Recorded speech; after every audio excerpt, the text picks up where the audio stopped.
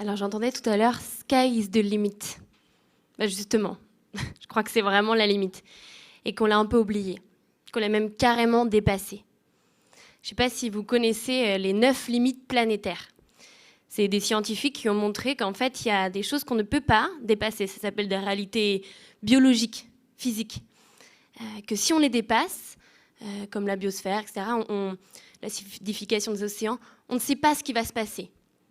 C'est-à-dire qu'on va trop loin et les scientifiques sont incapables de prédire concrètement qu'est-ce que va être demain.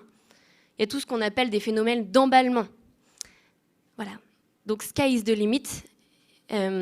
Rappelez-vous bien ça. Je sais que c'est un mot que vous utilisez beaucoup en entreprise, dans l'écosystème start-up. Moi, je m'appelle Camille, j'ai 22 ans. Et donc, quand on m'a demandé de répondre à cette question démentielle, je me suis dit, à quel moment est-ce que je suis légitime ? Je veux dire, je me fais tracher tous les jours sur Twitter parce que j'ose parler de travail alors que je suis encore étudiante. Donc, au lieu de vous faire des grands principes sur comment est-ce que vous allez changer le monde avec l'économie, je me suis dit que c'était peut-être mon rôle de vous apporter la seule chose que j'ai peut-être en plus de vous aujourd'hui, c'est un regard d'enfant. Et un regard d'enfant, c'est ce qu'on oublie souvent dans le monde des adultes et qui fait qu'on n'oublie pas les vraies valeurs des termes. Donc, sky is the limit. N'oubliez pas les limites planétaires. Je voulais vous parler aussi de l'ambition que vous devez avoir. Au-delà de simplement changer des packaging ou faire venir vos employés à vélo, c'est très bien, bravo. Je me permets d'être intransigeante parce que l'urgence est là. Je suis intransigeante quand je vais parler devant des citoyens. Je suis intransigeante quand je vais, et croyez-moi, rencontrer beaucoup de décideurs politiques. Mais je dois aussi être intransigeante quand je vais rencontrer des chefs d'entreprise. Je l'ai été devant le MEDEF, ils se sont beaucoup moqués de moi. Mais je me permets, parce que je sais que les gens qui sont là, vous êtes censés être un peu plus au courant, je l'espère, parce que vous êtes présentés comme l'anti-MEDEF. Alors je me permets d'avoir l'air pas très sympa pour que vous soyez d'autant plus ambitieux. On parle pas mal de 2050. De tous les grands rapports, ils disent en 2050, ce serait comme ça, ou à l'objectif 2050. Moi, en 2050, pour moi, c'est pas demain, 2050. C'est même pas pour les générations futures, en fait, que vous faites ça. Moi, j'aurai 52 ans. C'est quand même pas très, très vieux, 52 ans. Et si on continue comme ça, à en croire les experts, New York sera sous l'eau. Il y aura 1 milliard de réfugiés climatiques poussés hors de leur terre. Et c'est pas des gens en Sarwell qui vous disent ça du fin fond de l'Ardèche. C'est littéralement l'ONU, donc pas non plus n'importe qui. Ah, là, c'est parfait. Il y aura les grands mammifères, comme, je sais pas, par exemple, il y aura plus de baleines, il y aura plus de lions. Enfin voilà, c'est assez incroyable. Je pense lesquels sont les plus en danger. Les girafes aussi risquent de disparaître d'ici 2050. Enfin bref, franchement, ça craint.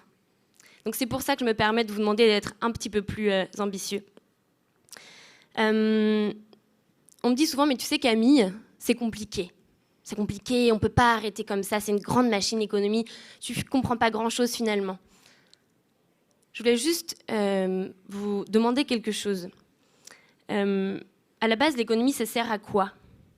Enfin, à la base, pourquoi on produit ? Pourquoi on fait tout ça en fait ? Pourquoi vous faites tout ça ? De ce que je crois avoir compris, l'idée, c'est quand même qu'on produise assez pour pouvoir vivre dans une société en paix, se nourrir, avoir accès à l'éducation, être heureux. Rien de plus. C'est censé être un moyen, un outil, et pas une fin en soi. Donc rappelez-vous bien ces termes. Une croissance infinie dans un monde fini aux ressources limitées, c'est comme croire au Père Noël. Et je crois que du haut de mes 22 ans, je suis assez grande pour comprendre que c'est pas possible. Donc beaucoup aimeraient bien que je leur rassure, quand je vais au MEDEF, tout ça, les chefs d'entreprise aimeraient bien que je leur rassure en disant mais est-ce que c'est possible au fond de concilier une ambition écologique avec justement une croissance verte, du capitalisme Non, c'est pas possible, manifestement. Pour la raison que je viens de vous dire avant. Il y a des limites planétaires. Il y a des limites biologiques, physiques. Donc n'oubliez pas une chose. Je suis élève à Sciences Po à Paris et j'avais le choix de faire un master sur l'environnement. Et bon, vu mon profil, c'était quand même un petit peu prédestiné.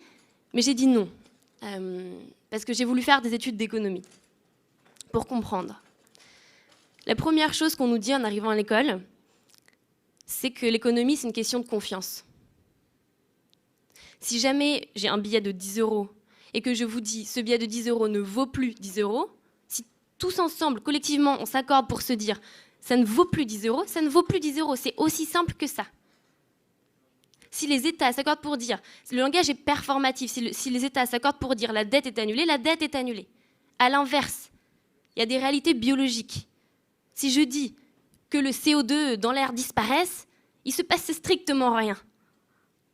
Donc n'oublions pas que c'est un récit qu'on nous a raconté là. Gardez bien en tête, et s'il y a une chose que j'aimerais que vous reteniez, c'est que c'est des histoires que vous racontez. Et que donc c'est complètement possible de raconter une nouvelle histoire. Alors je ne dis pas que c'est facile. Et je sais bien, et notre génération a un drôle de rôle hyper grisant et à la fois complètement vertigineux que de raconter une nouvelle histoire. Mais vous pouvez être des scénaristes aux manettes de votre entreprise. Donc soyez-le, je vous en supplie, ma génération sincèrement vous le demande. Je voulais vous dire aussi une chose, c'est que vous pouvez le faire pour la beauté du geste, vous pouvez le faire pour vos enfants, vous pouvez le faire pour les beaux yeux des koalas. Si tout ça ne vous intéresse pas, le petit coup de pression, c'est que nous, on ne viendra pas travailler chez vous.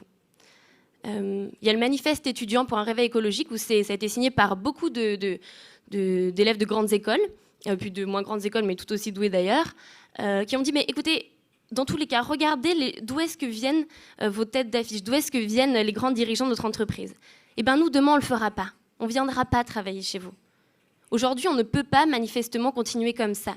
Il y avait Cécile tout à l'heure qui parlait d'Oxfam. Ils ont sorti un rapport il n'y a pas longtemps, et puis même un chiffre en disant que Jeff Bezos, le patron d'Amazon, s'il donnait 100 000 € de primes à ses 900 000 employés à peu près, il serait encore aussi riche qu'avant la crise du Covid.